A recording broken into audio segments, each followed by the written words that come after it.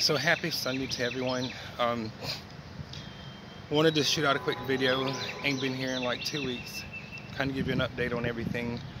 Um, I'm at the point where I feel like a lot of people with these jobs is like playing with me. I keep thinking, well, this lady who I used to work for, the last place I worked in substance abuse was a place called Carolina. And the boss there, what happened, the reason why I left there was because my fiance died. That was 2 years ago, while I was working there. And because when he died, of course, you know, as a counselor, you should always keep in mind that you're dealing with people and you're dealing with people's minds, and so that you could always be a barrier to someone getting better. I know at the time when he passed away, I knew that my mind wasn't all the way there. I knew that I couldn't effectively help anyone because my mind, I was trying to deal with his death and trying to deal with everything that was going on with me at the time. It hurt a lot to have to be in a group of people, and in substance abuse, you talk about death, you talk about grief and loss, and you talk about all that. So at the time when I was going through that, when he passed away, we were talking about death and whatnot, and of course it hit hard and it hit home because I had just lost him. So anyway, so I was working at this place, doing DWI assessments and groups and whatnot. I decided I needed to step back from that for a while, so I can deal with me, so I can get my mind together, so when I go back into substance abuse, I can be able to effectively give treatment like it's supposed to be given. Thinking about the people in my group and how unfair it will be to them if I'm not mentally there, if I'm physically there, not mentally. I had to be there physically and mentally and emotionally. And at that time and point, I was drained. So my point in telling the whole story is, so when he passed away, there was an operations manager there who made it very impossible for me to be there. She wanted me to get over the grieving process. She wanted me to she thought that once he died, that the next day I would be done with grieving over him, that I was supposed to be better. So I called her. So the day after we buried him, on the 28th, and when we buried him, I went to go back to work, and she made it impossible. She kept coming up with these reasons why. She said I could not come back to work until I went to grief counseling, which anybody who knows anything about counseling, once you become certified in a certain field, that's the field that you're certified in. So if you go outside of that field, then you could be sued because you don't have the license to do that. That's like me as a substance abuse counselor. Though I deal with substance abuse, and though I deal with medication and people abusing medication and whatnot, even though I have knowledge of it and all that stuff, I cannot effectively prescribe someone or tell someone to take a certain medication for the withdrawals, because if I do, I'd be going outside the scope of my certification. So I'm not certified or licensed to actually tell someone to do that. So she told me I needed to go to grief counseling before I come. So when I went to the counselor at the time, he told me, he said she could be sued because she cannot mandate you to go to grief counseling. He began to talk to me about how grieving is different for everyone, and sometimes people can grieve for years, and sometimes they can grieve for a couple of months, and it's not that it ever goes away, it's just that you learn how to deal with it. And because he passed away so suddenly and it was unexpected, it caused a lot of questions in my head. I began to question a lot of things at that point. He was 27 years old when he died, and I questioned that a lot. So to get back on track, and I'm sorry I keep getting off track, but so the lady with the operations manager there, she came up with all kinds of reasons why I need, before I come back to work, that I had to have this, I had to do this, I had to do this and whatnot. And again, that's something that she could not do. I'm ready to come back to work, and she's trying to hinder me from coming back. So in the midst of all of that, the owner of the company that I was working for was trying to mediate between the two of us, and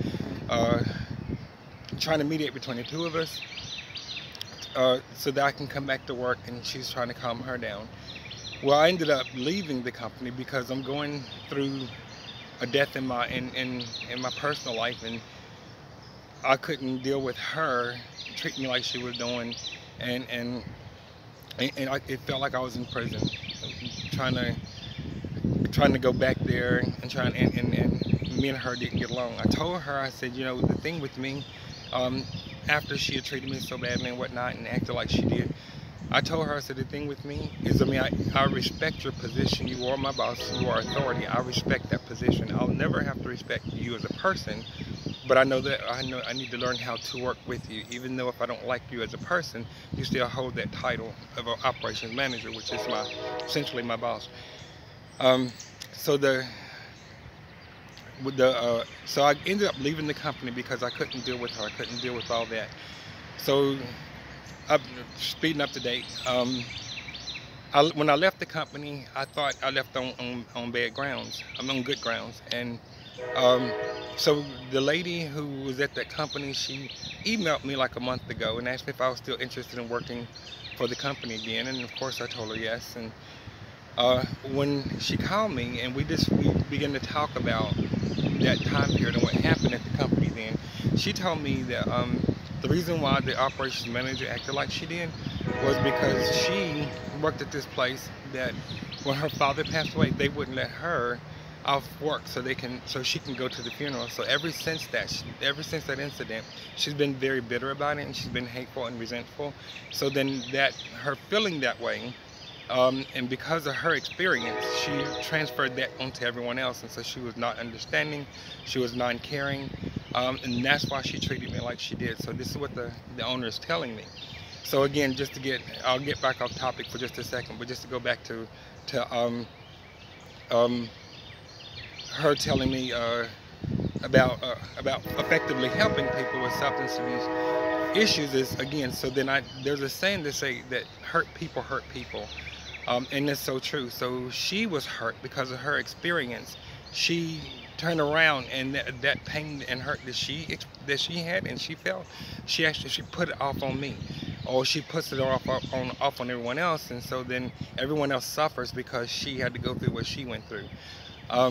So again, the saying, the hurt people, she was very hurtful, very bitter, and so then she transferred that onto other people, not knowing how to separate the two, but she did that. So she made it hard for me to be there, going through all that. I separated from the company, so the lady called me, and we was talking Thursday about the position coming back up there, and through all that conversation that we had, her and I had, she began to tell me a lot of things that were said about me, things that were not true, a lot of things that she said I didn't understand why you would say that, you know.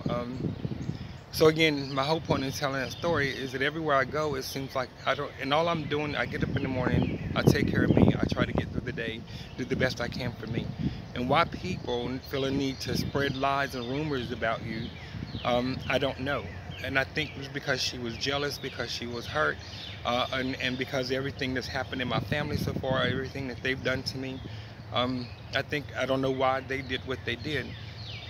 I keep thinking that God has a plan. That I read a post the other day that said that God is going to put your name in somebody's ear that's going to change the rest of your life. So I wanted to keep my name clean. I wanted to keep my name honorable. And it seem like people are trying to destroy my name. They're trying to destroy my reputation, and I'm doing nothing for that to happen. I'm gonna keep my head up and I'm gonna keep going. So I talked to this lady Thursday.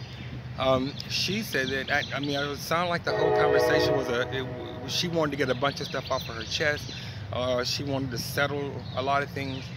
And so I began to get worried, because I'm like, is this like an interview for a second chance at this position, or is this a conversation where you just wanted to clear to get this off of your mind? Because as an owner, I don't understand how she could be so petty. As an owner, why would you do that? I don't understand that. You're supposed to be professional and keep it business. And like I told her when I was talking to her Thursday, I said, one thing I can tell you is I'll never work on a job where there's going to be a lot of dissension, a lot of backbiting, a lot of talking behind people's back. That's not teamwork, and I can't function in an environment like that. So I told her that I can't do it. There's no way I'll ever be able to work for a company if those are the kind of people that work there. Um, so this lady, I don't know, she told me she's after doing all the talking and I think she got everything off her chest. She went back to telling me, okay, so let's talk about the position. Let's talk about what your dreams and hopes and desires are. And so I began to tell her all that, and then at the end of it, she says, "Well, send me your updated resume, and I'll give you a call back." And that happened. I talked to her. I think it was Wednesday, and she said, "I'll call you back tonight or tomorrow," which would have been Thursday. I haven't heard anything, and I'm praying and I'm believing that again this week, sometime this week, I will get a phone call from her so I can move forward. Right now, the company I'm currently working with has me working an hour away from my house, and I get stuck in traffic on the interstate half the time, so it takes me forever to get there and get back. I'm not complaining because, again, in all things, give thanks, and God has made a way for me to continue to be able to earn money, even though if it's not a job I want to do, still I'm earning money so I can keep my bills going. And the other thing, and I'll say this, and then I'll let everybody go to their Sunday and and enjoy themselves and do what they're going to do. But the other thing is, I am beginning to work on the this business that I was telling you about, of doing the free substance abuse groups. I've gotten several people who's wanting to go in with me to help me to make it happen, and I thank God for putting the right people in my life. Those people that know, they look at me and they know that they know my character, they know that is all the things that's been said about me, been spoken against me. They know that that's not me and it's not my character. It doesn't fit who Travis Walker is. It does not fit who that person is. But it's just what people want to put off on you, and for some reason they want to destroy you, and they want to. I don't understand that whole thing. I'd never do anything to hurt anyone, and I never do anything to destroy anybody. In the midst of all that, I got to keep going. I got to keep moving on. I feel like I'm rambling on here. I feel like that. I don't know. I just feel like I don't have my main point in the whole talk is to talk about the possibility that I could be going back to the last company I worked for in substance abuse, which is exciting. I think I remember now the reason why I brought all that up was because in that conversation I had with that lady last Wednesday about this from up there, Carolina, she told me, one of the things she said to me was, she said, yeah, I've gotten some calls references on you, and she said, so what are you doing now? So when she told me that, I began to wonder why I put in all these resumes, all these applications, and it sounded so promising. I've gone for second interviews and I haven't heard anything back from these people. And I realized when she told me, when she said that I've gotten calls for references on you, that told me everything I needed to know. The reason why I have not gotten another job, the reason why I have not moved back into substance abuse, knowing I have the education, experience, and all that I have, I really think that this lady, she was slandering me to these other companies, which, I mean, you're not supposed to do that. You can't, one employer can't tell another employer about an employee and badmouth them. The most that they're supposed to say, legally, the most that they're supposed to say is, I can ask, would you hire them back? And they can say no, and that's it. But I think that this lady has pretty much tried to screw me over, and she tried to keep me from actually getting another job. And I think it's odd that she would do that and then turn right around and ask me if I want to come and work for her. Now, I can't prove that's what happened, that she actually badmouthed me to these other companies that was calling for references. Can't prove that, but I have a very strong intuition that tells me that that's what happened, because it's the only thing that makes sense to me. I've gone on about 10 interviews since January, and I have not gotten not one of them, and all of them sound like they were very impressed with me and told me I'll get back with you. And I really believe that what happened when she told me that was it was revealed to me at that point the reason why I have not moved forward and gotten another job.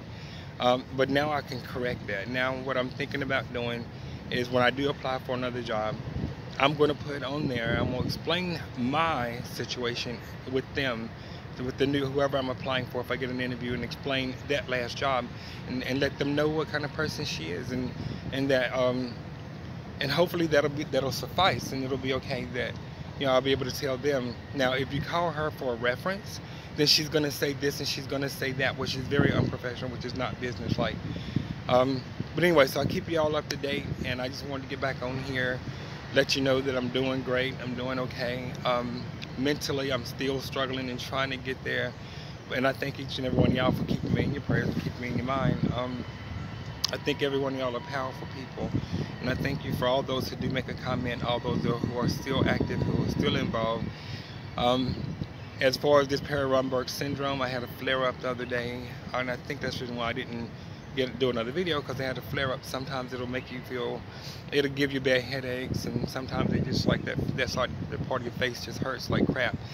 So, and I'm sorry I wasn't here. As far as that, I'm still working on getting the Perry-Romberg's surgery done.